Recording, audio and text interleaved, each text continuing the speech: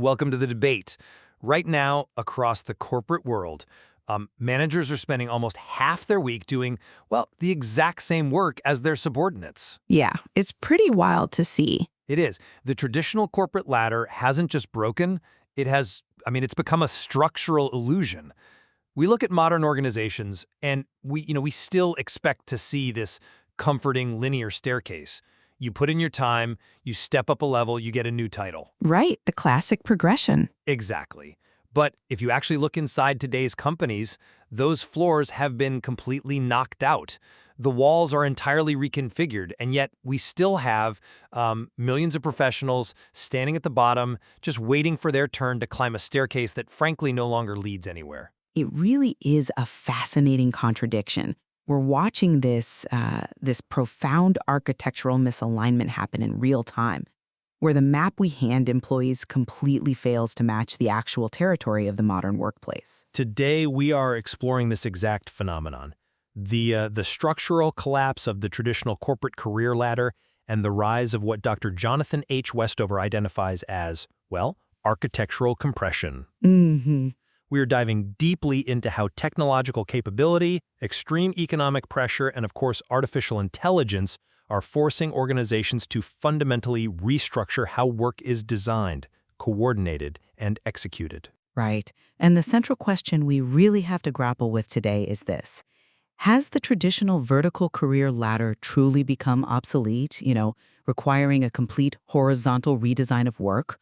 Or, does vertical progression remain a fundamental necessity for human development and organizational stability, something that we are just prematurely discarding in the name of efficiency? Well, I will be arguing that the vertical ladder is structurally dead, and organizations must completely redesign around horizontal capability and AI-augmented supervision if they want to survive. And I will argue that while AI certainly automates administrative tasks, the wholesale abandonment of hierarchical progression ignores the human necessity for time-based maturation, and it creates unstructured chaos under the guise of modernization. So let's dive right into the reality of what is happening on the ground, because the empirical evidence of this systemic collapse is pretty stark. We are not talking about a temporary economic strain, like a standard hiring freeze. Right, it's not cyclical. Exactly. It's a permanent architectural collapse. If you look at the 2025 Gallup data, the average span of control for managers, so the number of people reporting directly to them, has expanded from 8.2 to 12.1 direct reports. Wow. Yeah, that is a massive 50% expansion in team size in just over a decade. But here is the critical mechanism driving the collapse. Managers are now spending 46% of their time on individual contributor work rather than actual leadership activities.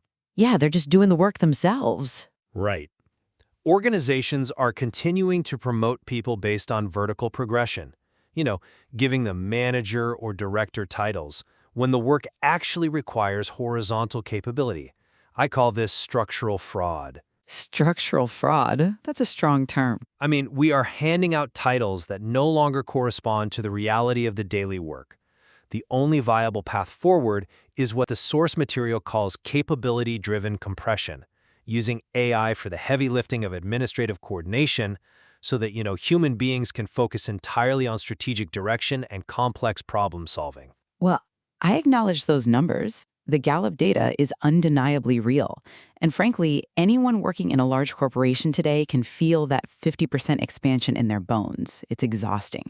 But I fundamentally challenge the interpretation of why that compression is happening. Okay, how so? The crisis we're seeing in management right now is largely self-inflicted.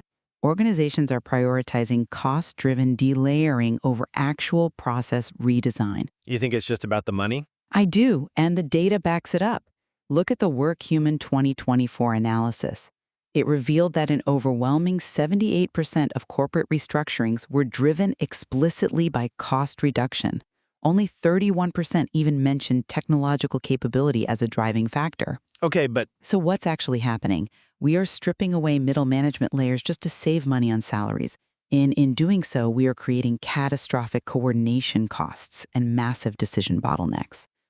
Furthermore, dismissing the vertical ladder entirely ignores the deep psychological framework of how human beings measure progress. But that framework is built on a reality that doesn't exist anymore. You cannot just delete the developmental pathways that help humans build complex leadership skills over time and, expect the software algorithm to bridge that gap. Look, I hear you on the cost-cutting reality, but we have to separate botched implementations from the underlying architectural shift. Okay. You are looking at companies that just fired middle managers to hit a quarterly earnings target and assuming the entire concept of compression is flawed.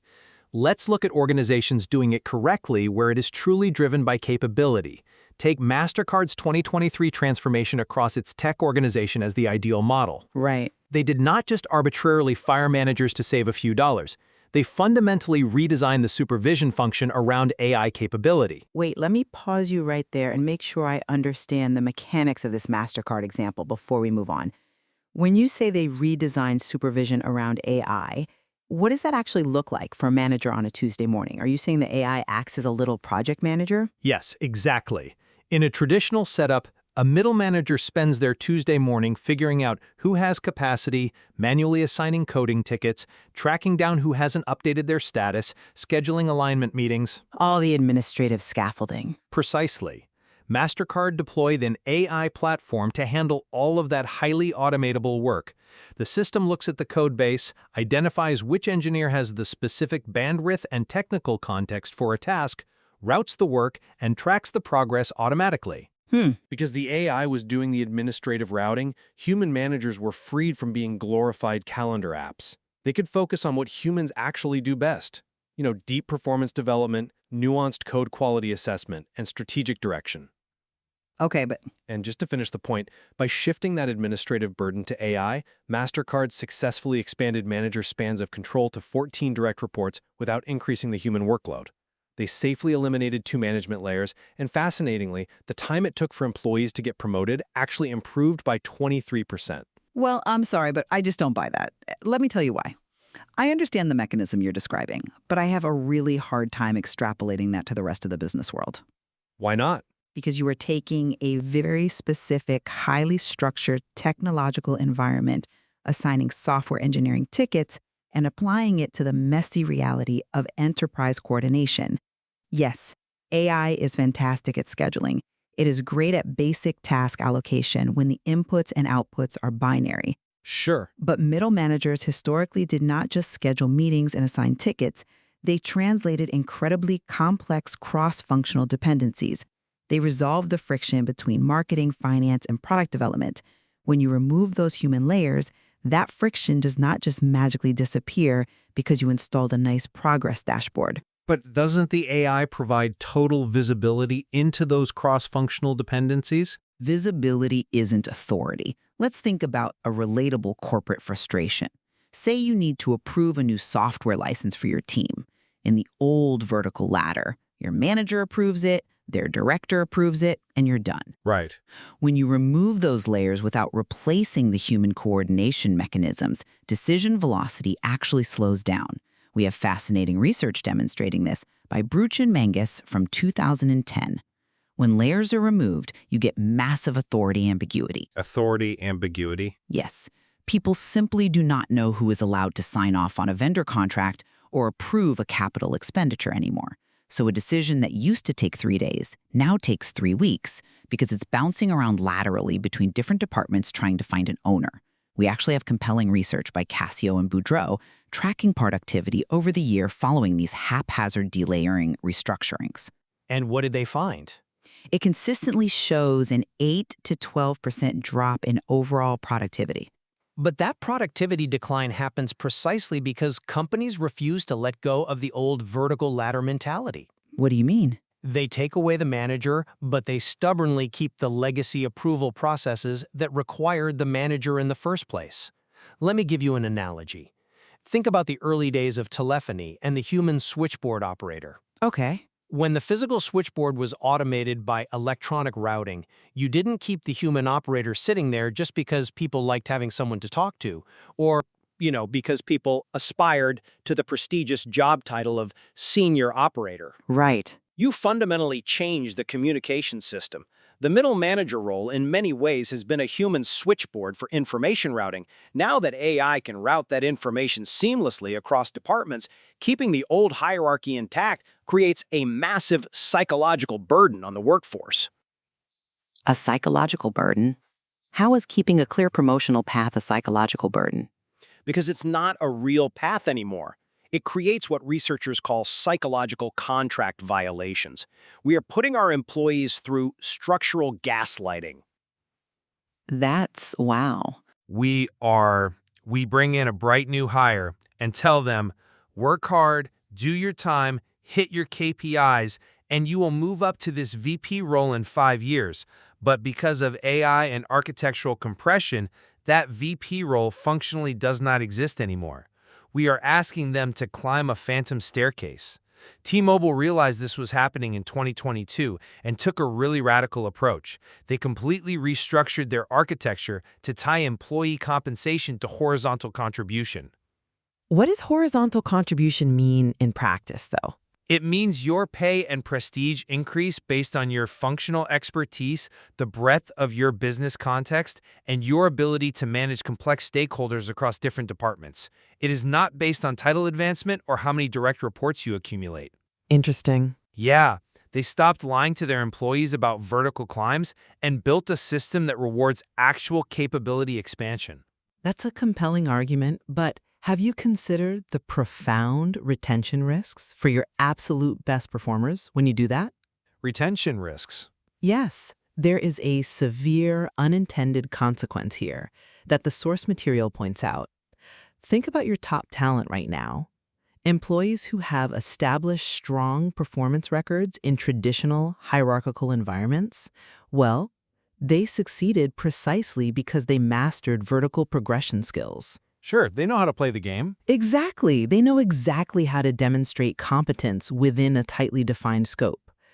When an organization suddenly shifts the rules of the game to value horizontal range and cross-functional ambiguity, these high performers face a sudden competence crisis. A competence crisis. Yes, because their historical success patterns, keeping their head down, executing on a specific vertical metric, and managing their direct boss, no longer predict future success.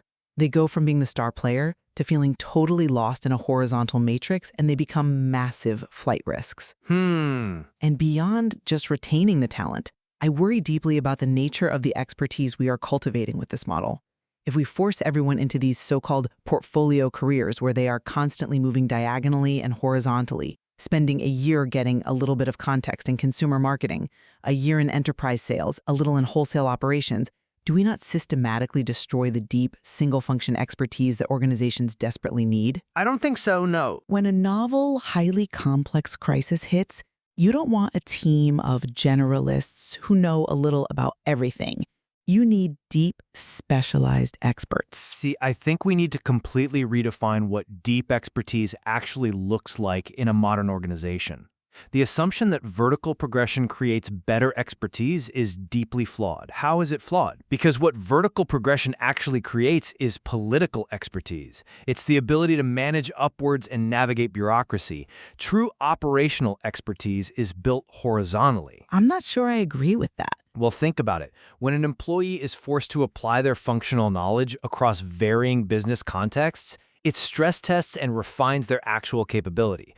The T-Mobile example is so vital here because they didn't abandon deep expertise, they just mapped it on a contribution matrix. Right, but You increase your compensation by proving you can solve a complex data engineering problem in consumer, and then solve a different data engineering problem in enterprise. You aren't abandoning data engineering to become a generalist. You are applying your specialty horizontally. That doesn't destroy expertise. It prevents expertise from becoming siloed and brittle. okay, I understand the value of applying skills in different contexts, I do.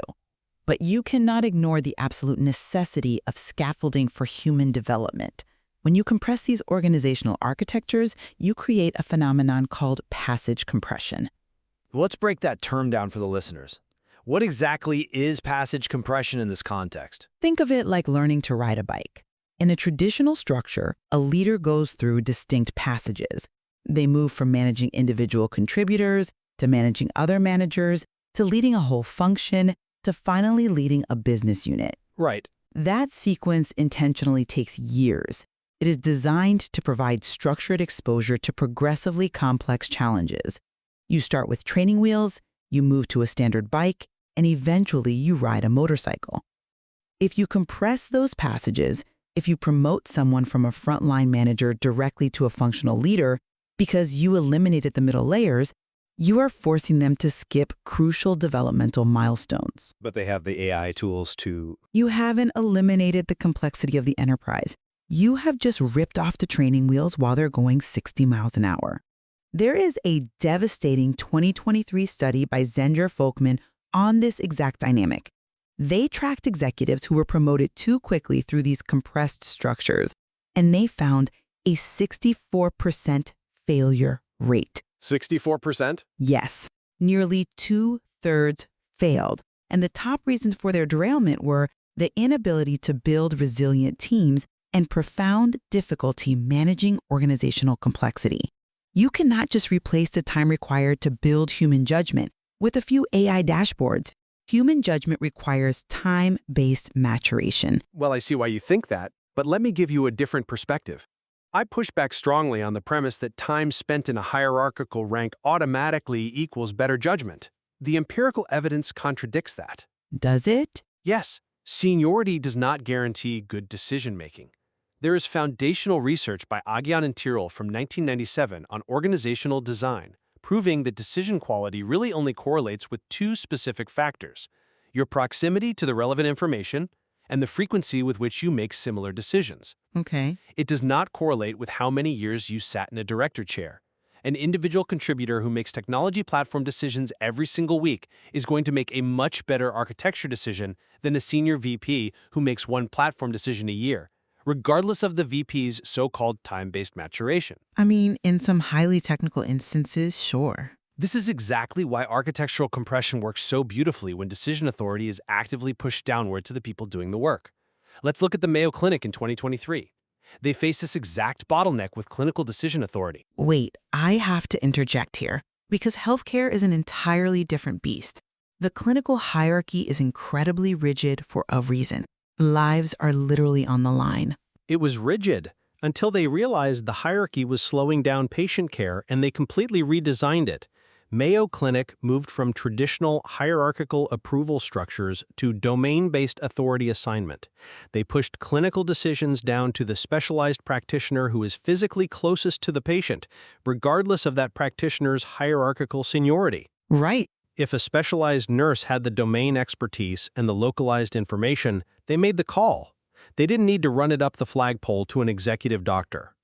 And they pushed resource allocation decisions down to the teams actually consuming the resources, bypassing executive approval for anything below a specified monetary threshold.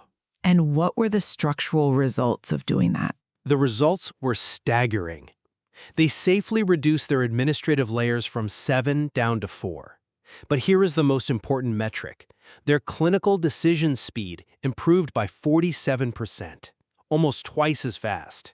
Wow. Administrative overhead dropped by 34%, and patient safety outcomes were completely maintained. They didn't need an executive to mature for 10 years to make the right decision. They just needed to give the authority to the frontline person who already possessed the information and the frequency of practice. Okay, but we have to look closely at the mechanism of why Mayo Clinic succeeded there. Which was? They succeeded because they were relying on medical professionals who already undergo a decade of highly structured, rigidly supervised, time-based maturation before they ever touch a patient independently. The medical residency system is the ultimate vertical ladder. That's true, but It is years of shadowing, intense supervision, and step-by-step authority increases. So taking an already deeply matured, heavily scaffolded medical professional and giving them more local authority is not proof that the corporate world doesn't need developmental ladders. It actually proves my point. I don't see how. The judgment was built over a massive amount of time under strict vertical supervision. When we look at the corporate world, if you strip away the middle management layers that provide that daily coaching, qualitative feedback, and behavioral modeling, you're starving your future leaders of the very environment they need to develop complex judgment. AI cannot teach a 25-year-old manager how to navigate a delicate interpersonal conflict between two high-performing but toxic employees. No, of course it can't. That requires human observation. It requires someone who has lived through it guiding them. But that is exactly my point about true capability-driven compression. When we automate the administrative coordination, when the AI is handling the capacity planning, the status updates, the resource routing, the human manager is finally freed up to actually do that interpersonal coaching. If they have the time. But that's the thing. Right now, in the old ladder system, managers are too busy acting as human routers to do any real mentoring. Remember the Gallup data we started with? They are spending almost half their time doing individual contributor work just to keep the lights on. Yeah. If we compress the architecture and automate the administrative scaffolding, we aren't abandoning coaching. We are returning to it as the primary function of human leadership. Schneider Electric proved this beautifully in 2022 when they explicitly implemented passage compression. Right. They went from 6 leadership levels down to 4. But they didn't just throw people into the deep end without training wheels. They replaced passive, time-based waiting with active, intensity-based development. You're referring to their 90-day acceleration programs, right? Exactly. Let's walk through what that actually looks like for the employee. Imagine promoting someone from a regional sales manager directly to a country leader, skipping that entire middle passage of career development. It's a huge jump. It is. Instead of making them figure it out alone, Schneider Electric put them through a massive 90-day intensive exposure program. For 3 months, these newly promoted leaders were pulled out of their standard routines. They were forced to lead cross-functional project teams. They sat in on high-level business unit profit and loss reviews to see how executives made financial decisions. And they received bi-weekly, intense executive coaching. The result?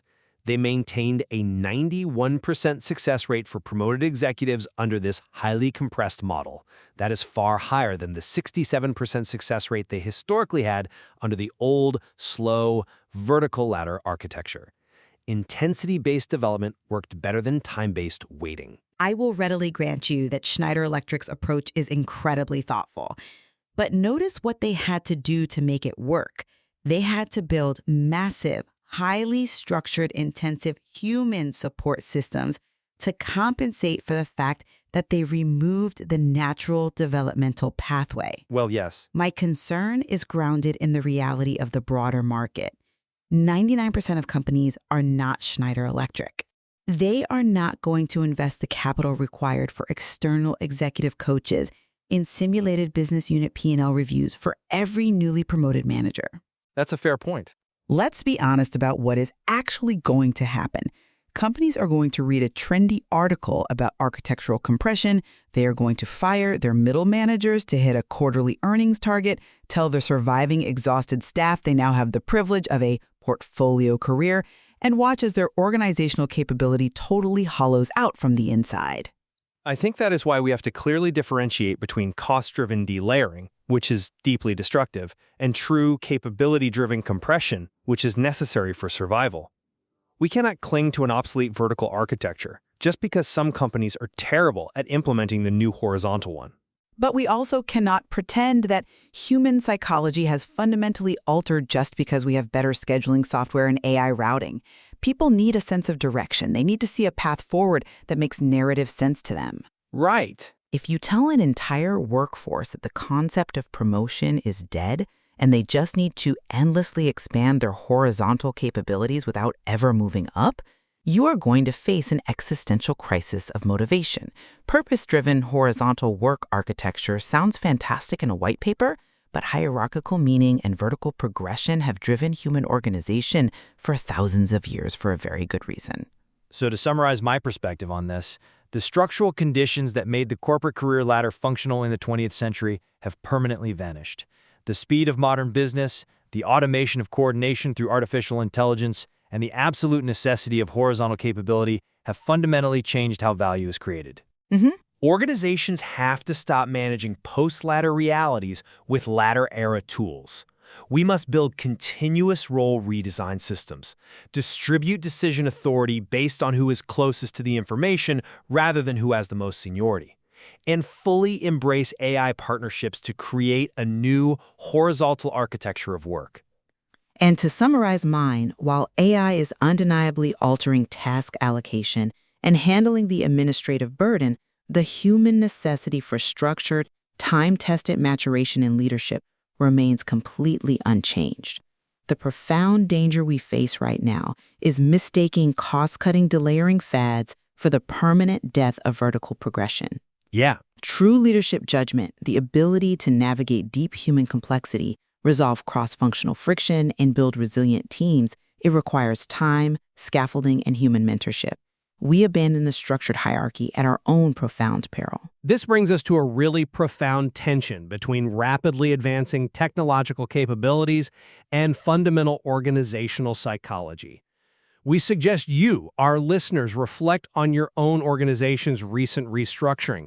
Take a hard look at the reality on the ground in your office. Absolutely. Was it genuine capability-driven redesign that empowered you and removed administrative roadblocks? Or was it merely disguised cost reduction that knocked out the middle floors and left you doing the jobs of 3 people? There is clearly much more to explore in this material, and the future of how we organize human endeavor is far from settled. We leave it to you to decide which perspective best captures the reality of the future of work. Next time you look at your company's organizational chart, ask yourself, are you looking at a solid foundation, or are you just staring at a staircase suspended in midair? Thank you for joining us. We will see you next time.